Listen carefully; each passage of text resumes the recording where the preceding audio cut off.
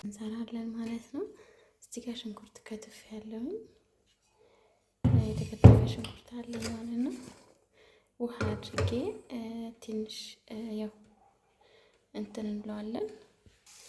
ትንሽዬ ውሃ ጠብ እናደርግበትና በውሃ እንዲበስል እንተወዋለን ማለት ነው።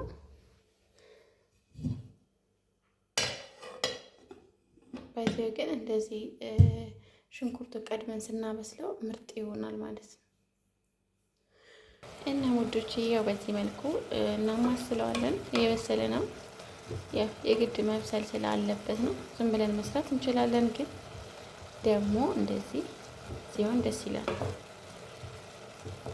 አያችሁት?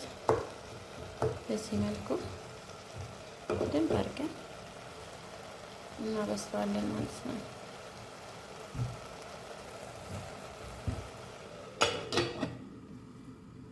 ከዛ ደግሞ እዚህ ጋር በርበሬ ያለኝ፣ እዚህ ጋር ደግሞ ከለር አለኝ፣ የምግብ ከለር እና ሙዶቼ ሽንኩርታችን እንደዚህ እየበሰለ ነው። እኔ ቲማቲም አልጨምርም፣ በሽንኩርት ብቻ ነው የምሰራው። ምክንያቱም ቲማቲም በጣም ወደ እያሳመመን ስለሆነ አልጨምርም። ያለ ቲማቲም ነው ምስር፣ ያለ ቲማቲም በሽንኩርት ብቻ ትላላችሁ። እና አሁን ውሃውን ይኸው እየመጠጠው ነው። የውሃ የለውም። አሁን ዘይት እንጨምራለን። ከዛ ዘይታችን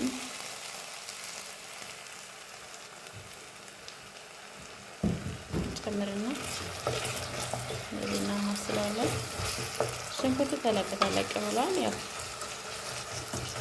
አከታተፌ ነው ማለት ነው። አንዳንዴ ቆይታችሁ አራስም አይደለም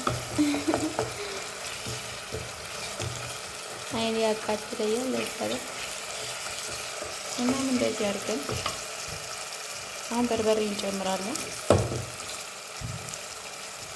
ያችን ይሄው እንደዚህ እንጨምራለን። ወይቴ ግን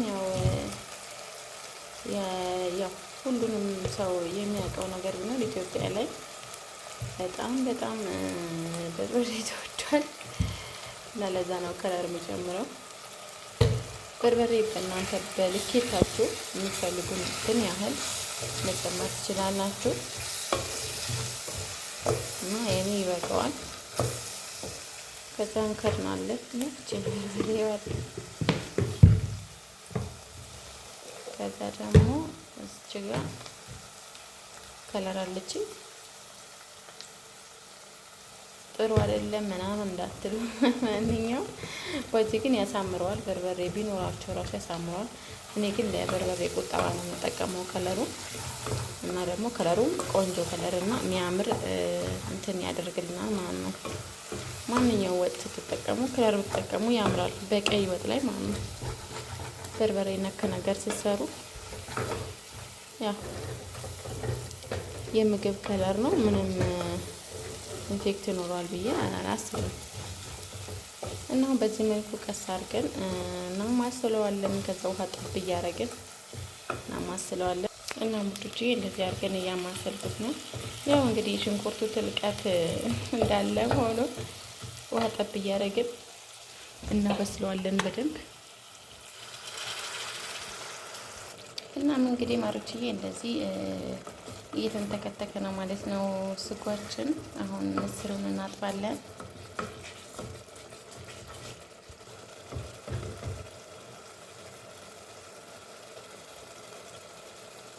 እና ማለት ነው እዚህ ጋር ነጭ ሽንኩርት አለኝ፣ ጨው ጨምሬ እወቅተዋለሁ። እና ማንኛው ጨው ጨምሬበታለሁ፣ በቢላዋ ነው የምወቅጠው። እና ማለት ነው አሁን እንደዚህ አድርገን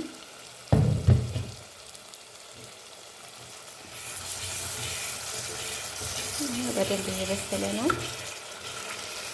እና ወደች ነጭ ሽንኩርታችን እና ነጭ ሽንኩርት አሁን ትንሽ እንጨምራለን። ሌላኛው ደግሞ በኋላ እንጨምራለን ማለት ነው። ቆንጆዬ ቃና ይሰጠዋል።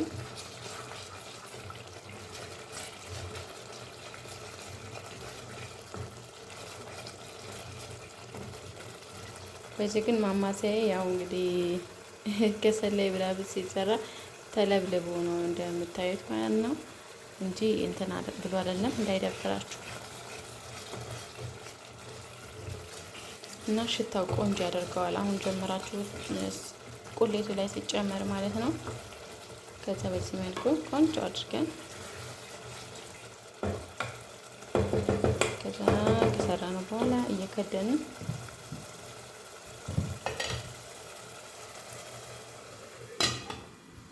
ከዛ ሀባይቢ ያው እንደምታዩት ተዝረክርከናል ትላላችሁ።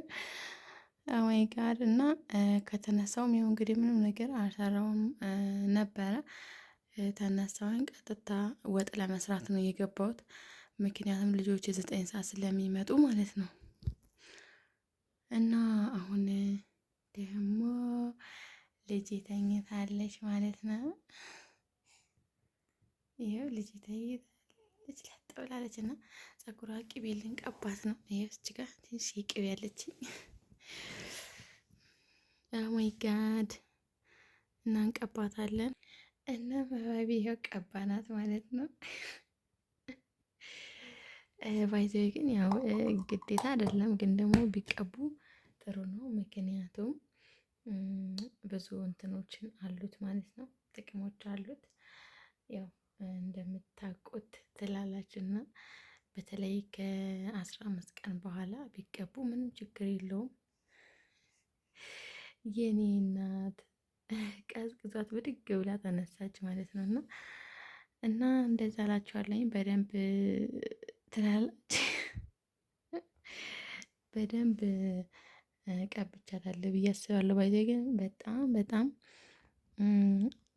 ቆንጆ ቅቤ ነው እና ቀባዋት። ምንም ማድረግ አይቻልም ትላላችሁ።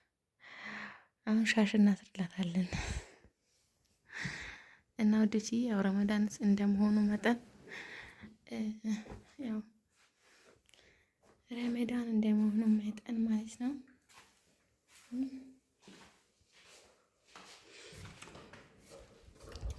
እና የወሎ እቃ ያው እዚህ ጋር ተዝረክርኳል። ነገር አላጠብንም ማለት ነው። ሰብስቤያችኋለሁ እና ማለት ነው። እዚህ ጋር በከሰል ሾርባ ጥጃለሁ። ሾርባዬ